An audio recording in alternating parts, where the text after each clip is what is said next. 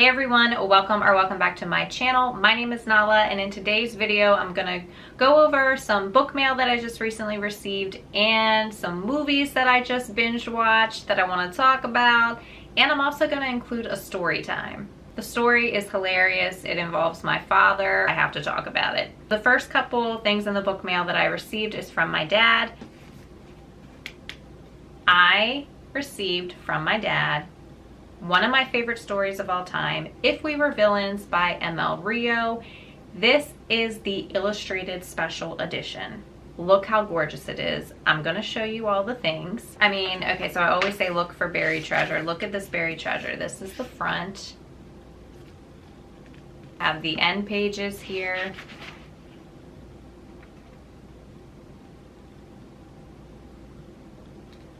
And it's the illustrated edition, so we do have some pictures on the inside, but I'm going to show you my favorite one. My favorite illustration in this book is this one right here.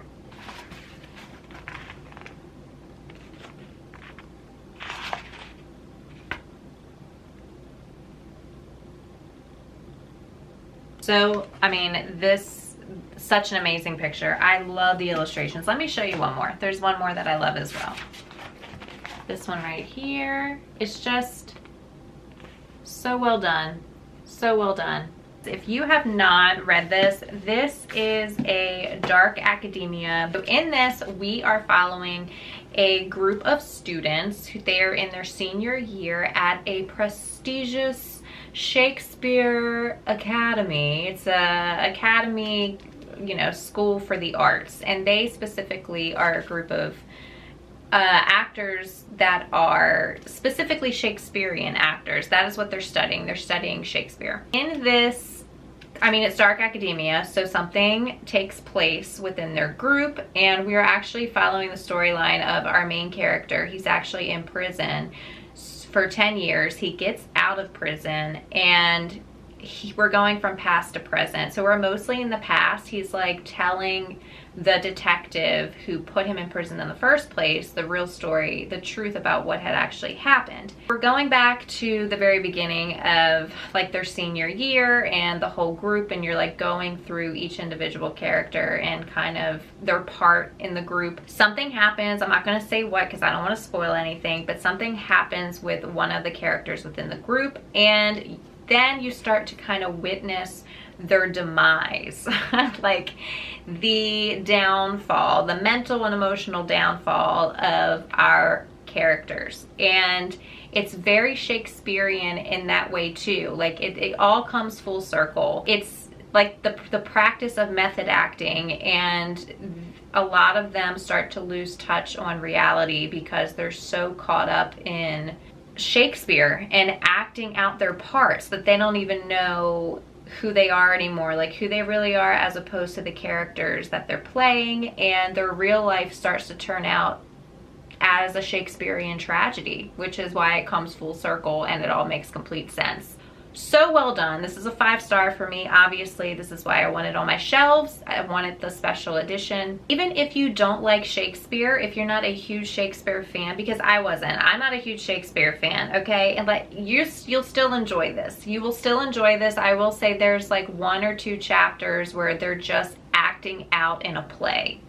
And because I was listening to the audiobook for this, which I do recommend. I recommend the audiobook. And I remember listening and I was like, this is an entire chapter of them just acting out in a play. They're acting out a Shakespearean play, their characters, and you could skip that entire chapter and not miss a thing.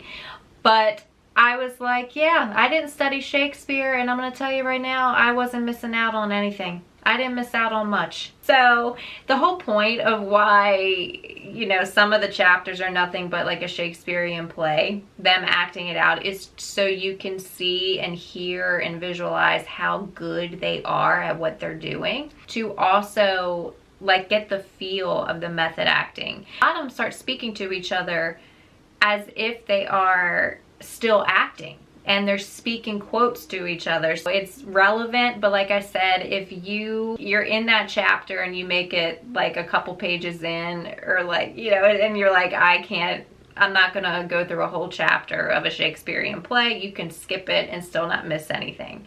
This is such a fantastic dark academia story. It's one of my favorites of all time. I highly recommend this. The next thing that my dad got me was the Count of Monte Cristo, the Everyman's Library edition. So this is not the unabridged edition or the abridged edition. This is the full-on thick bad boy that it is. It's thick. It's a chunker. I read this as a kid. I read the abridged version and I loved it. Okay, now I don't know if I will ever get to reading this entire thing, because now that I'm seeing it, I'm very intimidated by it. But my father was like, this is one of your favorite stories. It's like sacrilege to have an abridged classic on your shelf. You need the full-on Everyman's Library edition. So I was like, okay. And of course, the movie to go with it. Now this is the, what year is this? I can't find the year on the back of this, but it was made, I think, like early 2000s. I have not seen the old original version of that movie. I've seen like snippets. I've seen snippets of it. Honestly, I've seen snippets of it whenever I've watched the movie V for Vendetta. V for Vendetta is one of my favorite movies. And in that movie, because V is an Edmond Dantes character, and Edmond Dantes very much inspires him. That's his favorite character. So he is watching the original Count of Monte Cristo movie in that movie. So whenever I watch that movie, that is like the only time I've ever seen snippets of the old original version of the Count of Monte Cristo movie.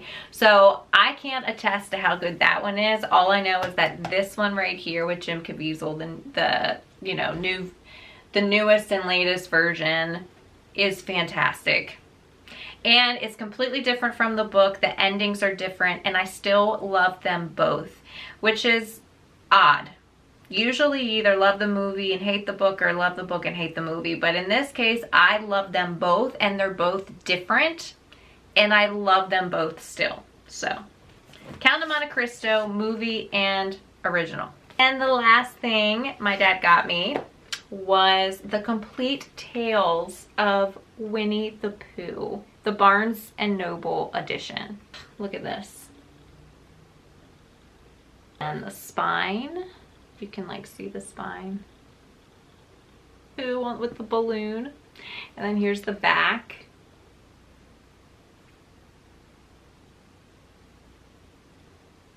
It says, Pooh, promise you won't forget about me ever, not even when I'm 100.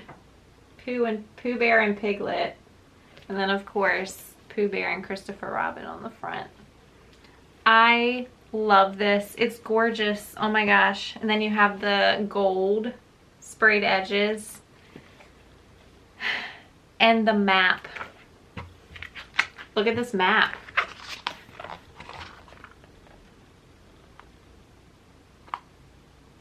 Feel free to pause and look at this map, because how could you not pause the video to look at this map? And the way it feels, I love the way it feels. This, like, it feels like so good. It's like that matte, smooth feeling, like you just want to rub your face on it. It feels so good, and it's just so sweet. And like, there's the illustrations. Let me see if I can find some other illustrations. Yeah. How sweet.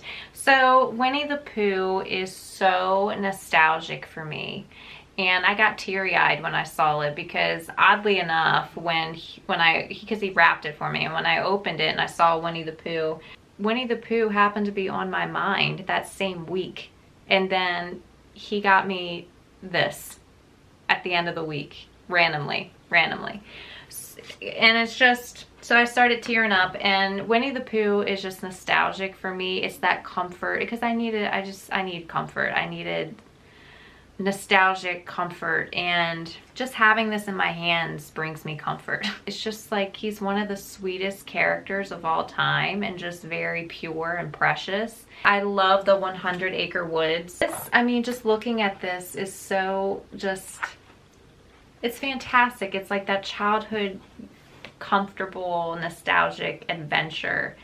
I am excited to jump into this just to read like some of the short stories. Get back to that like childhood, just Winnie the Pooh time. And lastly for book mail would be Umbridge by Derek Bailey. And he asked me if he could send me a copy of his book because it's just released at the end of June. I could give an honest review for it. So I said yes. I was like, absolutely, I will read your book. I'll review it. Gimme, gimme, gimme, gimme. It's like very Smallville. If you ever watch Smallville, it's like the high school superhero storyline, which is what this is. And I think it's like what is it called? Micro series, short micro series. It says Umbridge, a micro series, which I haven't read before. So I'm very curious to jump into this one. And it also came with a bookmark. And it came with a sticker. I did tell him, I was like, I really like that you included these little extra things. I think that that's fantastic to include because Derek is an indie author as well. So I do want to support our indie authors. Super important. I have to be in the mood for like the superhero storyline. When I'm in the mood for that, I'll jump into this right away. But thank you so much, Derek, for sending this to me. After I received this book mail, opened up all the things from my dad, he did something, like he waved at me. He was talking to me and he like did this like wave thing with his hand. Then he randomly says, he's like, well, I'm like engaged to like 5 women from Africa.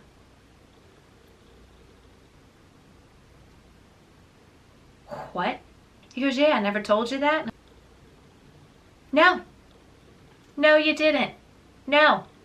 Considering nothing came of it, what, pray tell, is this story? My father went on a missions trip like just a wink shy of 20 years ago, and this is just coming out. So he was staying it was kind of like a missionary, he was staying with like a missionary couple that lived there, and he was they like house people to come in for missionary trips and things like that. So he was staying at their place. There's the village nearby. It's like on the outskirts of this village. So my father, he said he was walking around, he was like waving at people, but he's like, he usually does this. He's like, I wave like this, but for whatever reason, I started doing this. And he said, I think it was the women. I saw women waving at me and I just started mirroring it back. Like the day before he leaves, he's sitting on the front porch, and a guy that he became really good friends with was like, this is no good.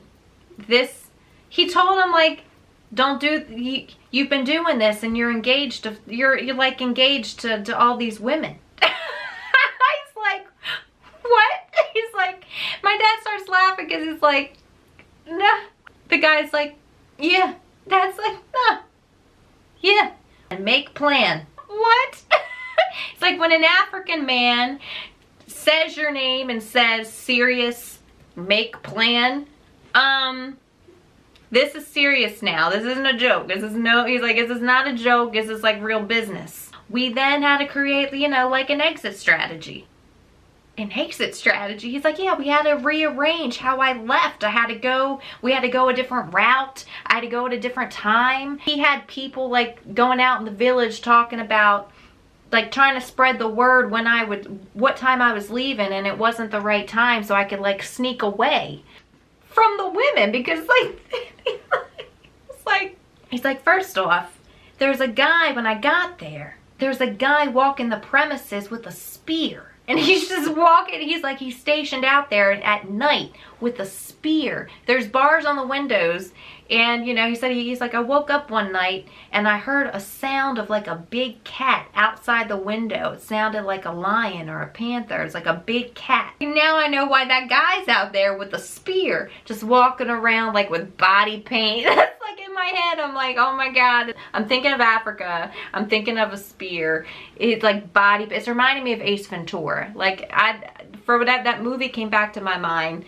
The Ace Ventura, you remember watching that movie? When he was in a village somewhere, and like, I'm thinking of my father, like in an Ace Ventura situation. Except my dad's not Ace Ventura, okay? He can't speak to the animals. So it's not like he's not speaking to Mufasa outside the window, okay? I'm imagining this guard with like body paint, like glowing in the dark, and he's like, smiling at you when he sees you. He's like serious, walking around with the spear. He sees you and he goes, and then he gets back to like walking around with the spear at the ready. He said, that's the guy who was driving me to the airport. The spear man, the guard. He's driving me to the airport. I mean, we're driving, it's like, the women come out of the woodwork. They come out of nowhere. What do you mean? They start chasing down the truck. The women, all I know is that I see women waving down the truck. They're like trying to wave me down, calling my name, waving me down. And the guy's like, get down on the floor, keep down. And he's like, hit the deck, like keep down. What do you mean? They've already seen me. And he's like hitting the gas. I'm like picturing these women running after the car. What? Yeah. You can't do nothing as a man in another culture. He's like, you can't go to Africa and do this. Don't ever do this, you know? He's like, I had no idea, and they're letting me do it the entire time. He's like, the whole time I'm there, no one said a word to me. No one told me anything. He's like, I'm like a magnet for these things. No one told me don't do this until the night before I'm supposed to leave, and now, but it's too late. I'm already engaged to 5 women at this point. They're chasing me down, going to the airport. I'm running for my life. And then he's like, you know, in Jane Austen's time, if you know, being a man, you can't give a woman a present. If you gave a woman a present, you were engaged. You gotta know these things. And I'm like, what? Meanwhile, he's telling me this story. In my head, my father has turned into like an old Italian man. He's like an old Italian character. Dad, I know you're watching this, okay? I'm just gonna tell you right now, sometimes when you talk and you tell me stories, you turn into a character in my head, okay? When you were telling me this, you're like an 80-year-old Italian man, because you're paranoid too. My dad's paranoid. So he gave me permission to tell this story, but I couldn't say names. I couldn't say time frames or locations. Like, it's very, you know. Okay. I'm engaged. Did I ever tell you the time that I was engaged to 5 women from Africa? Yeah. It's like, no, Dad. We had to come up with an exit strategy, make a plan, reroute. I was running for my life on the way to the airport. The women, they're chasing down the truck, they're hunting me down. You can't say names. Don't name names. You never know. You never know what could happen. That's it. That's the story. So lessons learned. If you're a man watching this, if you ever go to Africa, don't do this unless you want to be engaged to like all the women you wave to. And we're not in Jane Austen's time, so I guess you don't have to worry about giving a woman a present if you're over in England somewhere. Lessons to learn is if you go somewhere, it's another culture, make sure you know what that culture is about and their customs. Know their customs, because you could end up in trouble. I just imagine my dad, like 80s, like, it's hard being a man. I'm a magnet for these things. I'm running for my life over here. Hilarious. All right, on to the movies. Book haul and story time out are done. On to the movie binge. These are the movies that I have been binge watched. I was in a mood for pirates, okay? Pirates, more pirates. Give me all the pirates. So I realized, because I was still in like June, the Once Upon a Readathon kind of like on the seas theme, that I was, reading all the books set on the seas, and I needed more of that. I needed more of that vibe of just, so I was like, you know what? I have not seen all of the Pirates of the Caribbean movies. So I went on a Pirates of the Caribbean binge. Let's talk about it. 5 movies. I didn't even know there were 5 of them. I'm like, what the heckity heck? There's 5? I'm here for it. Let's do it. The first one is Curse of the Black Pearl. I saw this in theaters when this first came out. I loved it. It has that classic feel because it has to do with gold, right? It's the Aztec gold. Sparrow, Captain Jack Sparrow is one of my favorite characters. He is my favorite pirate of all time. I mean, how could he not be? How could he not be?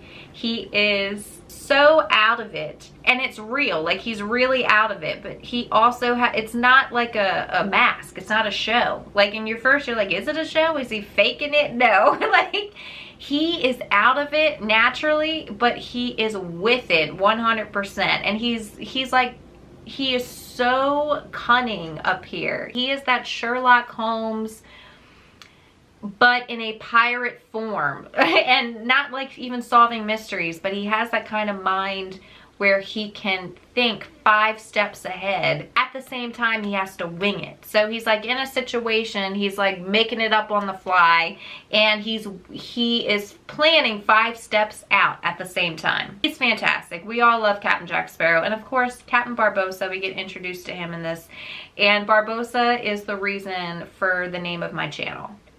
At the end of this movie, he says, "You're on the edge of the map, mate. Here there be monsters." I named it Here There Be Stories, but yes, so he is the reason for my channel name. Such an amazing movie. It's the classic pirate fantasy story. Aztec gold, Curse of the Black Pearl. I love it. The ship is cursed, the pirates are cursed, there's skeletons, they're undead, and then they have to like break the curse to become human again. It's fantastic. The second one is Dead Man's Chest. This one is all about Davy Jones, okay? We get introduced to Davy Jones. Davy Jones comes to collect a blood debt. Sparrow's blood debt, Captain Jack Sparrow's blood debt, and he has to come up with a plan to save himself. That's basically the gist of this movie. This one was okay. Not really big on the whole Davy Jones plot line and kind of storyline, and which leads into movie 3, At World's End. It's still about Davy Jones and his ship, the Flying Dutchman, but there is an epic pirate battle in this movie. The battle at the end was the best part of this one, which leads on to movie 4, On Stranger Tides. This one includes Blackbeard, and it has mermaids in it as well. This one I liked. I liked the premise and storyline of this one. I just loved how they weaved together Blackbeard and created like a story behind Blackbeard and Fountain of Youth. I love how in these movies they're weaving together like the older legends into this plot and storyline. Like I said, I wasn't a big fan of the whole Davy Jones Flying Dutchman and the curse of the Flying Dutchman. It has to do with what happens to some of our main characters in this story. So I can see like that whole fantasy element, how they like weaved it together to play out. But I am gonna say that at the end of the movie 3 was confusing. Like, you had to really sit and piece it all together and think. I was confused, and then I kind of talked out loud to myself, okay, this, and this, and this. I was like, I don't know about, then I was like, okay, I just figured it out myself. I just had to talk it out and figure it out. And then like, but it's confusing. Stranger Tides with Blackbeard and the Fountain of Youth, and this has Penelope Cruz in it, and she's like the daughter of Blackbeard, and she's like the female pirate, and that Jack had the only one he ever had feelings for in his life and ran, and it's like their stories kind of interweave, and it's really good. And of course the humor in these movies. I love the humor. Leading into movie number 5, the last one of the Pirates of the Caribbean series is Dead Men Tell No Tales. This one was actually my favorite because of how it made me feel. It made me laugh. I laughed so hard at the times I did laugh in this movie, and I also cried. I laughed and I cried. I don't know why. Like, I just wouldn't think the last one would have been my favorite. I always thought the first one would always be the best, but I'm gonna tell you right now, Men Tell No Tales. This one has to do with the Devil's Triangle was in this, and Jack's old nemesis seeks to destroy him. They're seeking out the Trident of Poseidon, so we have that legend coming into it. That I wasn't big on. It was really just, honestly, the characters in this. It wasn't really the storyline, it was the characters, and I'm character driven. So if I can be caught up in a really good story and feel for our characters, and if the characters make me attached, they make me laugh, they make me cry, I am 100% for it. This one had the most laugh out loud moments, and some of them, I'm thinking of one particular scene in this movie with Sparrow, and Jack Sparrow made me laugh so hard. I was like, oh my God, how it was done. Fantastic. So funny. And then near the end when I cried. There was a line, there was Barbosa, there was a line, there was a scene, and the tears just flowed. I'm not going to say because I don't want to spoil anything. I want to talk about it, but I'm going to refrain. If you have not binged watched the Pirates of the Caribbean series movies, I highly recommend it. They are a really good time. Great story, great beginning, great ending. And also, speaking of ending, because it just came to my mind, watch, you know, some movies at the end of the credits, they'll have like an ending scene. These movies, skip forward all the way past the ending credits. There's gonna be a scene at the end of each of these movies, even the last one. Yeah, and the last one left you feeling, oh. It just gives you that, oh, what does that mean? But it's, you'll never know. It's kind of like that mysterious thriller horror type feeling. And you're like, well, what? But you're left in that feeling because it's like, okay, well, there isn't another one to like come after this. So you're just left there. I love Pirates of the Caribbean. It really hit that spot of great pirate story on the seas. I mean, you can't get more pirate than this. All the legends are weaved in through this story. And I actually didn't know that. I did not know going into this. I went in blind. Like, I didn't read the premise because I had originally seen the first two. And after the first two, I had no idea what the other movies were about. So I had no idea that they were weaving in all these other legends into the plot twist. Highly recommend. This leads me onto my last movie. One of my favorites has gone onto the top favorite movies list. It is called Leave No Trace. This is based on a true story set in Portland, Oregon. So this is actually based on the story of a father and daughter who were found living in Forest Park, which is a nature reserve on the outskirts of Portland.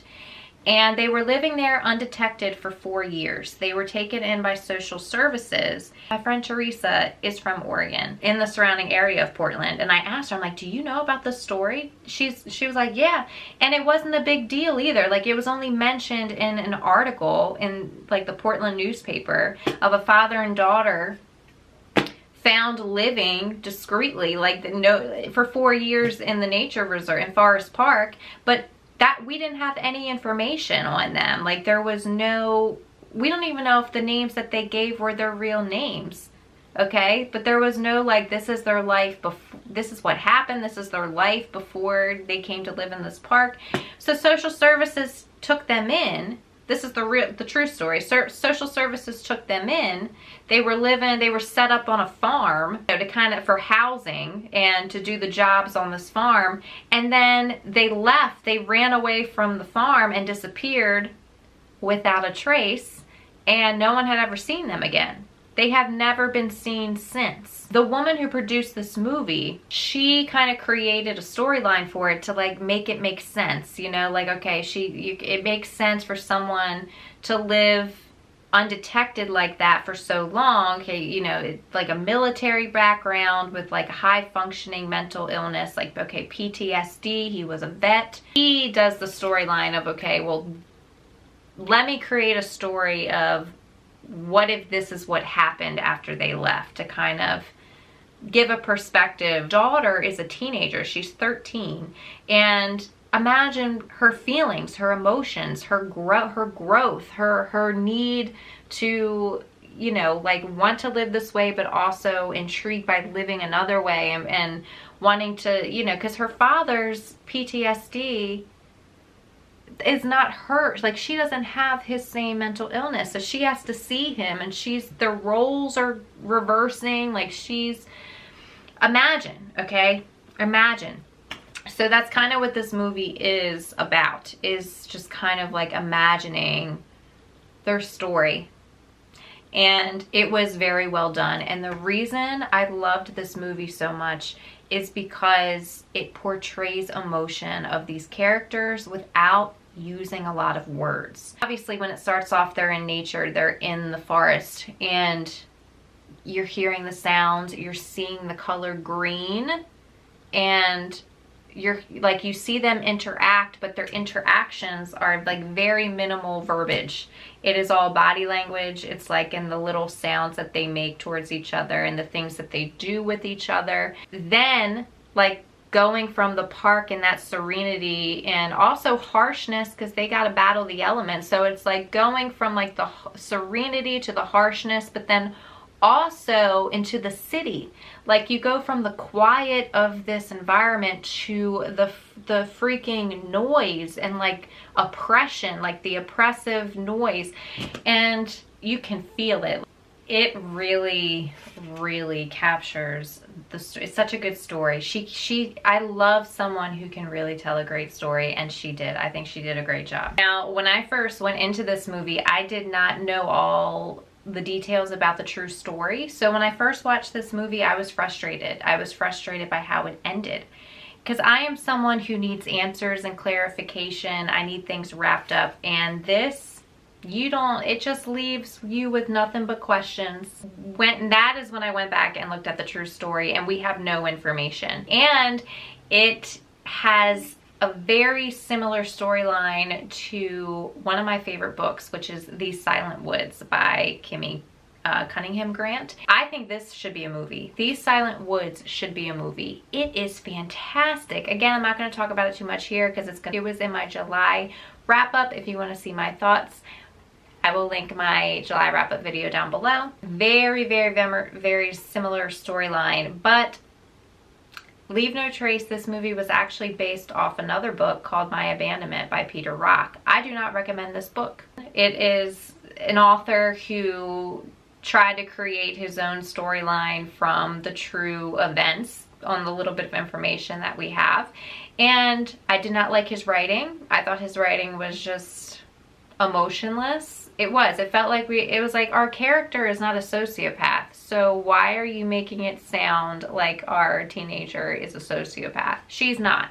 It was like completely robotic and monotone, and like being in the mind of someone with psychosis, jumping from one thing to the next with no like cohesiveness or context at all. And it was all over the place and emotionless, and I hate that. And I was like, it makes no sense. No, so I didn't like the writing, and where he went with the story was just not good. So I do not recommend that book. That the movie was kind of, the movie itself says, like she says, it was kind of based off of the book My Abandonment, but based on, which they're both based on the true events of this father and daughter from Oregon. I recommend the movie Leave No Trace. Okay, so that is it, my friends. That is it. That concludes this video of my story time. I hope you enjoyed my story time, you know, kind of in honor of my father and his memory. My book mail that he gave me, and my movie binge. Like I said, I recommend these movies. I think they were fantastic. Let me know in the comments down below all of your thoughts on everything that I have presented. If you like this video, give me that thumbs up, and don't forget to smash that subscribe button so you can enjoy all of my upcoming bookish content. And as always, happy reading, friends, and I will see you in the next video. Cheers.